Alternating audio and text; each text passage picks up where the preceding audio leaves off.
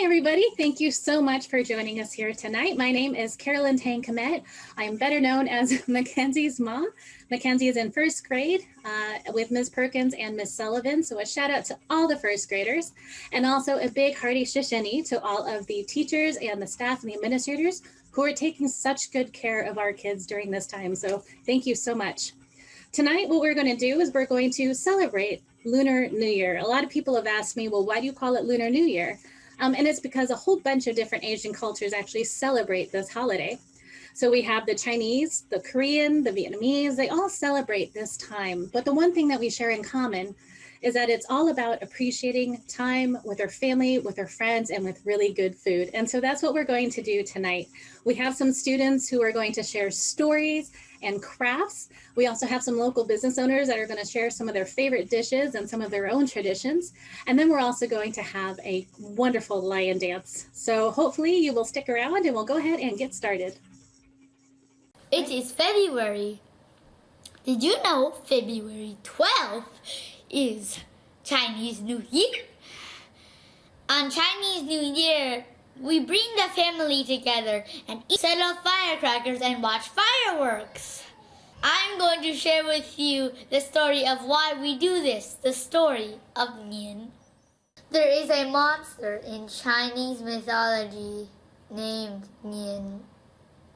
Nian lived 2,000 years ago, and every Lunar New Year he would random village and he would attack, wrecking their crops, killing the people, eating the people, wrecking the houses, and then escaping back. But one fateful night, an old man wearing an ox hat came. He told the people that Nian was afraid of loud sounds, red light, and firecrackers. That night when Nian came, he was so afraid of all the red, the light, and the loud sounds that he ran away to his home in the mountains forever, never to be seen again. That is the story of Nian, and it tells why we celebrate Chinese New Year this way. Do you know what year it is? It is the year of the ox, or in Chinese, Niu. That's why the guy was wearing an ox hat. Hi everyone, Happy Lunar New Year, Happy Tet, and Gung Ye Fa Choi. My name is Alan Moy, and I'm the owner of Viet Nam Nam. Viet Nam Nam is a Vietnamese-inspired restaurant located right here in Evanston. Our storefront's on Church Street, right across from the public library, and next to Whole Foods. But tonight, I'm super excited to invite you into my kitchen at home. With tonight's programming all about the Lunar New Year, I'm super excited to also share with you all the traditions that I grew up with, as well as a cooking demo that will hopefully give you a way to think about how to celebrate the Lunar New Year moving forward. So just like the New Year that we celebrate on January 1st, the Lunar New Year is all about celebrating a new calendar year. Now, it's especially important with the Lunar New Year to celebrate with friends and family. I recognize these days it might be a little bit harder to see some of our friends and family, but certainly a good meal can be had and shared over Zoom, FaceTime, or sometimes a video, even like right here. Now, when I think about the Lunar New Year growing up, the Lunar New Year was all about food and family, my two favorite things. In general, whenever I think about family, I always think about food. And when I think about food, it's always about family. So I'm excited to share with you something that we prepare in the Viet Nam Nam kitchen every day, as well as something that I enjoy with family, both growing up as well as now. So tonight, we're gonna share with you our recipe and show you how to make baos. At the store, we call them bao sliders, so folks understand what we're serving. Baos, which are buns, are super awesome. They're chewy and they're sort of like the cross between having a sandwich and even tacos. At the same time, believe it or not, you actually can enjoy these baos and have a very healthy meal. Viet Nam Nam is all about healthy, nutritious meals. We try to include as many local ingredients, fresh vegetables, and we do all of our sauces in-house from scratch. So, to make baos, we have to first steam our buns. The buns are here in 2 different bamboo racks. We're gonna turn on our flame, and by doing so with some water inside the pot, this is gonna allow us to make these buns super chewy, super fresh, and then super tasty. Now with our baos and our buns, we're gonna make sure that we include some protein. Today we're gonna cook up some meatballs. We make these meatballs from scratch and by hand every day in our kitchens. And then we're also gonna include some fresh vegetables. So we have cilantro, we have pickles that are made with carrots and daikon. And then we also have some crispy shallots, which are sort of like onions, and they're super crunchy and super tasty. And then here, I also have one of our most popular sauces, our peanut sauce. So, again, we have our buns steaming. You're gonna see some of the hot air coming out of the steamer. We're gonna let that run. We're also gonna turn our pan on. We're gonna have a little bit of oil in the pan so that when we add the meatballs, they're gonna not stick to the pan and also heat evenly. But as I think about this recipe, this is sort of what Vietnam is all about in a nutshell. We always wanna make sure that you feel comfortable eating familiar items, but also have a unique experience and also try some new flavors. So again, I mentioned earlier, baos are sort of like having sliders or sandwiches or tacos, and they're just as fun as making tacos, and you'll see that momentarily. But I think if you ever get to try our baos, you'll really enjoy the experience because it's something that is super unique and it's super hard to fully grasp until you really try them. So as our pan is now getting heated up, we're gonna make sure the oil is nice and even. We're gonna add a few meatballs. So I'm gonna start with having 3 to 4 meatballs. We're gonna let that heat up. In the meantime, I'm gonna grab a cutting board, and we're also gonna grab a nice sharp knife so that once these meatballs are ready, we're gonna slice them in half so they can fit inside the buns. As I'm checking out our buns, I can kind of tell that the baos are nice and pillowy. We're gonna keep this warm, turn the flame down, and then as these meatballs are getting hot, we're gonna get ready to start plating. So, first things first, let's take a meatball, bring them to our cutting board.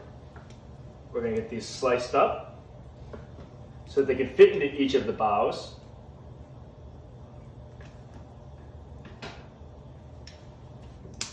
And then we're gonna start with 3 buns. At the restaurant, we serve 3 buns per order.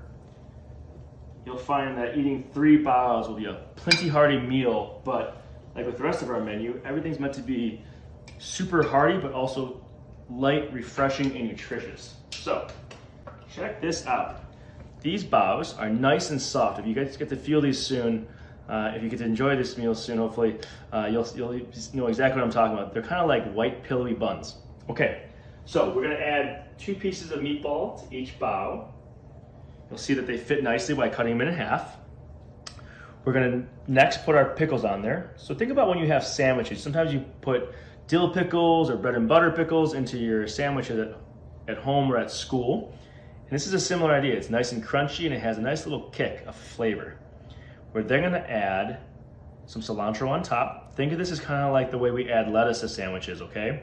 So again, Vietnamese food in our menu is oftentimes very familiar, but we're gonna have a little bit of a unique kick to what we do here. Next, we're gonna add crispy shallots. Again, think of these as kind of like crispy onions, which are really tasty. We're gonna hold off on putting our sauce on until we finish all 3 buns here, but hang tight, we will get to the best part, which is our peanut sauce. Again, I have our meatballs going in. We do our meatballs with our lemongrass marinade, so we do that from scratch as well. So it's super flavorful and super tasty. We're gonna add pickles again right over the top. And certainly, if you ever have certain preferences, you can always do more pickles or less pickles, but we like to load these delicious guys up like that. And then last but not least, I have my last bun, and we are going to add those again one more time. We have our pickles, we have our cilantro, and then last but not very least is our shallots. I actually missed that here, but we're gonna get that on there for sure. And then my very favorite part, we're gonna add a little peanut sauce. So I know folks love sauce. All of our sauces again are made in-house. This is one of the most tasty ones as it's got a creamy peanut sauce with coconut milk and all the fresh flavors of garlic and sesame. So take a look. These are our bao sliders. meatballs, pickles, cilantro, crispy shallots. To me, this is all about being able to celebrate one of the most exciting holidays with a really tasty meal. But as I think about these meals, and I think about the traditions of the Lunar New Year, you celebrate them with family because the New Year is all about looking forward to good health, prosperity, the good luck that you have in mind for the new year. And obviously, the last year plus, we've had a tough year. This pandemic certainly has presented many challenges, but if there's ever a time to celebrate optimism and positivity and wishing for good luck and good health, it's now. So think of the Lunar New Year this year in particular as a special time to spend with family, to think about all the optimism that we should have with things from a vaccine all the way down to being able to see our friends and family again and hopefully go back to school in person very soon. So as we think about celebrating, think about family, think about the Lunar New Year as another way to celebrate some of the things that we care about most. And what I care about most, again, is food and family. What I care about most is serving folks. So with MLK Arts, we are partnering with you guys to offer a special promotion. You guys will receive a special promotion for a free meal, and we're excited to hopefully have you guys try at home, either via delivery or pick up some of our baos. But once again, I wish you guys a very happy New Year, happy Tet, and Gong Hei Fat Choi, which is Happy New Year in Chinese and Cantonese in particular. So we're super excited again to serve you soon. We wish you good luck, good health, and we hope you're well. Thank you so much for joining me in my kitchen. We hope to see you soon. Thanks so much, guys. Happy New Year. Hi everybody, happy Lunar New Year. Mackenzie is in first grade. Whose class are you in? I'm in Miss Perkins' class, and we're going to do this dragon for you for Chinese New Year. Yep. So this is what it looks like, and you can use it to see our dragon lion dance at the end of the video. So what you're going to need is a printout that we sent out earlier. You're going to need a pair of scissors, a pencil, tape, and Or some markers, or some color, or some... 4 sheets of paper. So they're either going to be white, 4 pieces of white paper if you want to color it in. You can also use line paper or rip a page out of your notebook. Either way is fine. And then if you have the construction paper, just grab 3 sheets of different colored construction paper. Okay? So let's go ahead and get started. Alright, so for the first part, take 1 sheet of your paper and just roll it up into a tube. Okay, you got it? Yeah? So that you can flip through it. And then from there, we'll just tape that tube closed. Thank you. I have the tube. If you have a paper towel tube, you know, that'll work too. But this is going to be the body of your dragon. It's going to be the part that's in the middle that holds all of the scales on it. Alright, so there you go. There's the body. You got it? Good?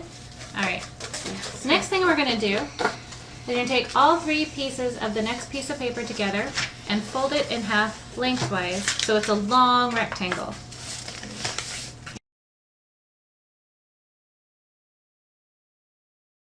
If you have hands like Mackenzie's, you can put Mackenzie's hand down and then just trace her hand like that. It doesn't have to be perfect. I made the thumb a little bit over here. Let's do your, and then on the other side, you can do it there. If you have humongo hands like me, just wing it. So you're just gonna draw something that looks like a hand. I'm trying my best to... I can't, I'm not left-handed. Yeah, that's hard. That's okay though, because it doesn't have to be perfect because we're just gonna cut it. So this is kind of just a guide for what it's gonna look like. Now, all you need to do is cut out those 2 shapes. It doesn't have to be perfect. It doesn't need to be anything. Yeah. It's just about having fun. Yep, that's right.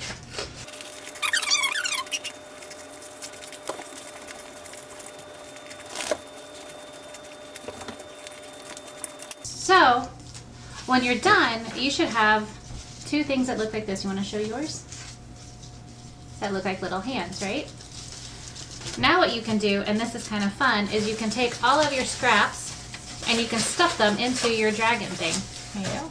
You use this one? I'll use this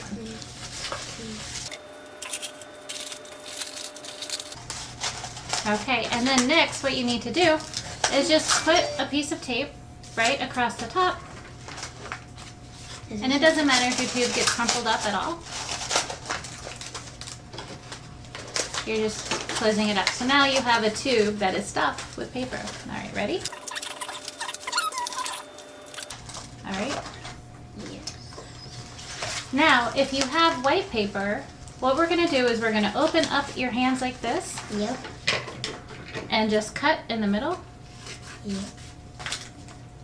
And then just color them however you want. There you go. On this one I did red, orange, and yellow because those are colors of fire, and I also wanted it to match my face. But you can do any color that you want.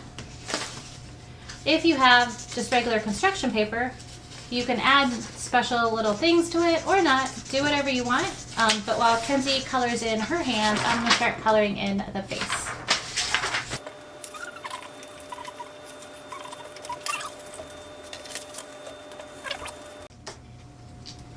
Alright, so while Kenzie finished coloring her hands, I'm going to go ahead and cut out the dragon face.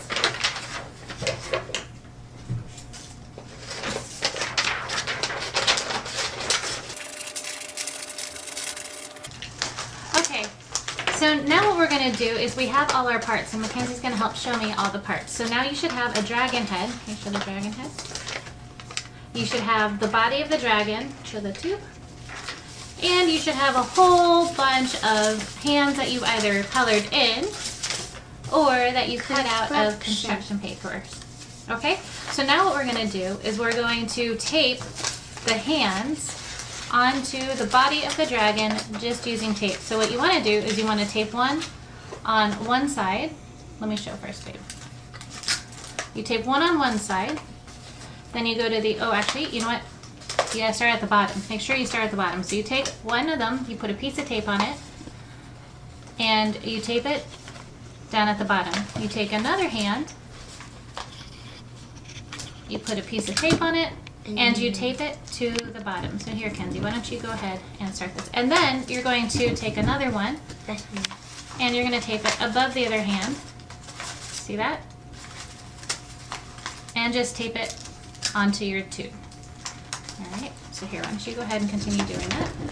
And I'll do it. Okay, and I'll do it with the construction paper one. This? Yeah, that's perfect. Keep going. These hands. That's fine. It'll look good. It'll look good when you have it taped.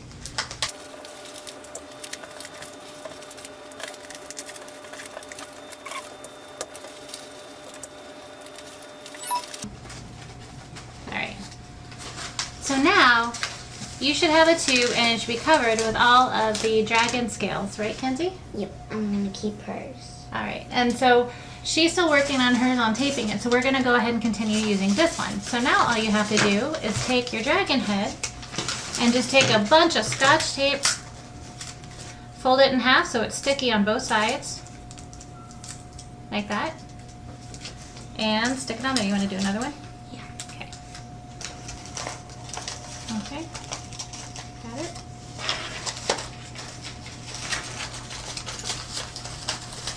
You can hold on to the dragon body for me?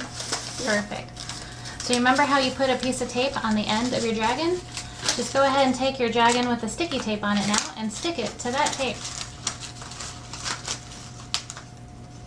And there you go. You're all done. Alright, thank you very much for watching. Happy Lunar New Year. You want to say Happy New Year? Happy New Year! 恭喜发财，新年快乐！新年快乐！ In honor of Lunar New Year, the Diversity and Inclusion team worked with our local public libraries to create a book list to share with all King Arts families. From fiction to nonfiction, from timeless traditions to brand new ones, we hope Mustangs of all ages will enjoy these titles this year and every year. We will be sharing this list with each of you at the conclusion of this event. If we missed any of your favorites, please contact us and we will be sure to add it to our list. Special thanks to Ms. Jacquez, the Evanston Public Library, and Skokie Public Library librarians for their help this year. So for this next segment, I actually interviewed Sandy Chen, owner of Koi in Evanston. Unfortunately, I don't know what happened to the video. I have the audio, but I don't know what happened to the video portion of it. So I'm going to overlay some video of the restaurant so you can kind of see what it looks like. But I wanted you to have an idea of what Sandy looked like. And she's just this beautiful woman, and you look at her and she is just fusing happiness and love, and she's an incredible mentor to a lot of Evanston business owners. She's a wonderful role model, and she's very supportive, so if you ever get a chance, definitely go and see her. But for now, let's take a listen to her voice. Sorry. Okay, hi everyone. My name is Sandy Chan, the owner at Koi Chinese and Sushi, or we call Fine Asian Cuisine. We add some other Asian dishes like Thai food, but basically we're focused on Chinese, 8 regional cooking, and we've been here for almost 17 years in Evanston, service the community. We're so proud. But yes, happy Lunar New Year to everybody. For the Chinese New Year special, I think in Chinese tradition, we're more focused on the lucky dishes. The dishes will bring us a good luck. We serve like the whole fish during the New Year. New Year's Eve, especially, my dad will always put that on the table. It means the whole family together. And we also serve the noodle dish. It means, long life, longevity. Oh, dumplings, yes. Normally we always eat like the steam or boiled dumpling, but now, like, Western countries, they like the pan fry better. I say, okay, you order pan fry. It's still dumpling. There's 2 major decoration we do is that lantern. We have so many lanterns, even by the front door. And also firecrackers, lots of firecrackers. Yeah, I'm always like really into the zodiac things. So this year is the year of ox. We call it meadow ox every 5 years. So meadow ox, it really connected me, especially during this pandemic. Meadow ox will, it means patience, calm, and strength. And we really needed that. We need patience to get through this pandemic, and we need strength to stay healthy, survive, and be patient. Everything will be better. Thank you so much for joining us tonight, Sandy. We hope to see you at Koi soon. Gong hei fa tsoi. All right, this is Seafood Freddy Lee with Freddy's Modern Kung Fu. We're located at 1642 West Howard Street in Chicago, Illinois, in Rogers Park. We've been running this school for about 10 years. And I have a YouTube channel as well at Freddy's Modern Kung Fu. You can always check that out. Okay. So today we're going over the history, the culture, the purpose of the Chinese lion dance. As you see, I have the lion dance on right now, or the lion pants on. We'll be doing a performance for you to enjoy. Here's the lion. There he is right there. Very beautiful lion. We got the lion drum as well. We got a gong right here. And we got the cymbals. So typically in a lion dance, you have at least like about 5 people. So 1 person on the drum, 1 person on the cymbal, 1 person on the gong, and then 2 dancers with the lion. Okay? So the Chinese lion dance is a form of traditional dance in Chinese culture in which performers mimic a lion's movements in a lion costume to bring good luck, fortune, and prosperity.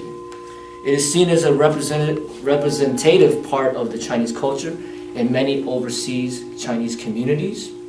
In traditional performance, when the dancing lion enters a village, it pays its respects first at the local temple and then to the ancestors at the ancestral hall, and finally through the streets to bring happiness to all the people.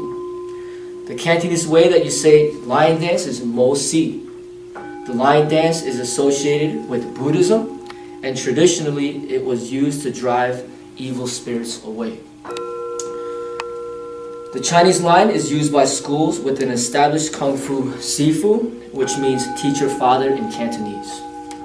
The dancers are usually martial art members of the local Kung Fu school.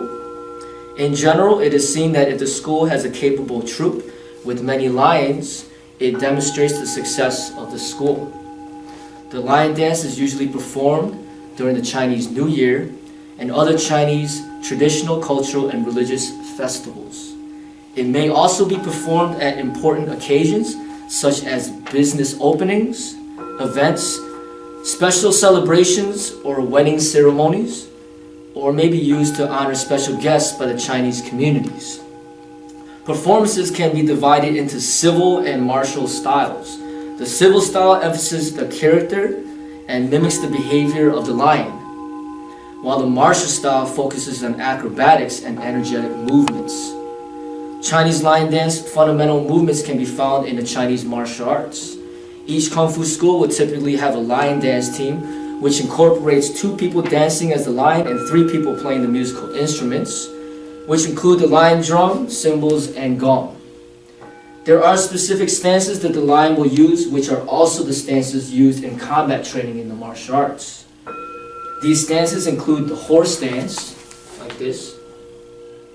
It includes the arrow stance, like that, the cat stance, like this, and the cross stance, like that. Okay. Each student who learns to dance with the lion has to have a high level of athleticism and energy to bring the lion to life. As each student progresses in their Kung Fu training, they should naturally progress with their ability to dance with the lion. The playing of the lion drum requires a lot of power with traditional Chinese-style drumming, rhythm, and expression. Energy from the core of the drummer should be activated to drive down power into the drum from a horse stance position. There are many different traditional Chinese-style rhythms that need to be learned that can take many years to master. Each drummer will eventually develop his own unique style of drumming to wake and move the lion in which to bring the lion to life. There needs to be a synergy of energy that harmonizes between the drummer, cymbal player, gong player, and lion dancers. The lion dancers have to learn to move and dance to the rhythms of the drummer. Traditionally, the lion drum was used as a powerful war drum to alert soldiers of enemies approaching. The drum is designed to be used with great power from the standing horse stance position, using 2 sticks to hit down into the drum. There are 2 main forms of the Chinese lion dance, the northern lion and the southern lion. Both forms are commonly found in China, but around the world the southern lion predominates, which is the lion that you will see us using today.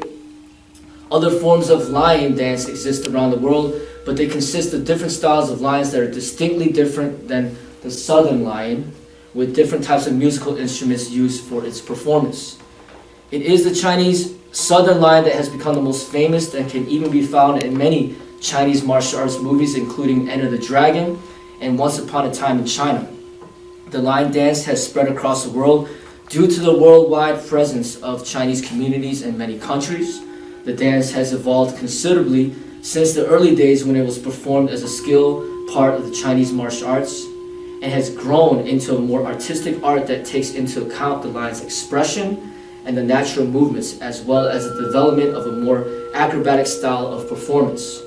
Different colors are used to signify the age and character of the lions. The lion with the white fur is considered to be the oldest of the lions, while the lion with the golden yellow fur is the middle child. The black lion is considered the youngest lion.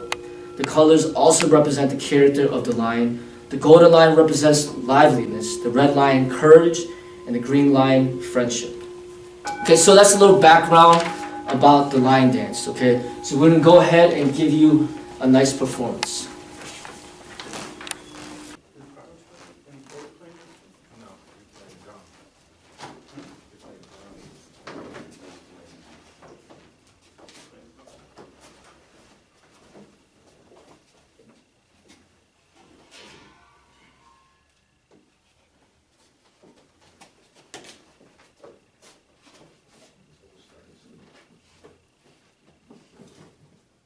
go.